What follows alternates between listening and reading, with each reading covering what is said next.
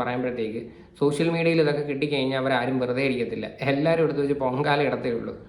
Okay, എന്തായാലും ഈ ഒരു വിഷയം എത്രയും പെട്ടെന്ന് തന്നെ പറഞ്ഞ് തീർക്കാൻ നോക്കുക, അല്ലെങ്കിൽ കേസോ കാര്യങ്ങളോ ആയിട്ട് പോവുക. ഇനി ഇതിനകത്ത് വേറെ ആരെങ്കിടെയൊക്കെ ഇൻവോൾവ്മെൻറ്റോ കാര്യങ്ങളോ ഒക്കെ ഉണ്ടോ എന്ന് വ്യക്തമായിട്ട് പോലീസ് അന്വേഷിക്കട്ടെ. അന്വേഷിക്കുമ്പോഴായിരിക്കും കുറച്ചുകൂടെ ക്ലാരിറ്റി കിട്ടുന്നത്, അല്ലേ? എന്തായാലും ചുമ്മാതെ ഒരു വ്യക്തി പോയിട്ട് സൂയിസൈഡ് ചെയ്യേണ്ട ആവശ്യമില്ല. പ്രത്യേകിച്ച് ഇവരുമായിട്ട് നല്ല രീതിയിൽ കമ്മ്യൂണിക്കേഷനിൽ ഇരിക്കുന്ന ഒരു വ്യക്തി, പ്രത്യേകിച്ച് ഫിനാൻഷ്യൽ ഇഷ്യൂസോ കാര്യങ്ങളോ ഒന്നും വ്യക്തമായിട്ട് പറയുന്നില്ല. ഞാനതെങ്ങനെ കേൾക്കാനായിട്ട് സാധിച്ചിട്ടില്ലായിരുന്നു. ഞാൻ അവരുടെ ചാനൽ നോക്കിയിട്ട് ഇവർക്ക് അത്യാവശ്യം നല്ല വ്യൂസും കാര്യങ്ങളും എല്ലാം ഉണ്ട്, അത്യാവശ്യം നല്ല വരുമാനവും കാര്യങ്ങളും എല്ലാം ഉള്ള ഒരു ചാനൽ തന്നെയാണത്. ഓക്കെ, അപ്പം ഈ പറയുന്ന എന്തുകൊണ്ടാണ് ആ ഹസ്ബൻഡ് മരിച്ചത് എന്നാണ് ആദ്യമേ അന്വേഷിക്കേണ്ടത്.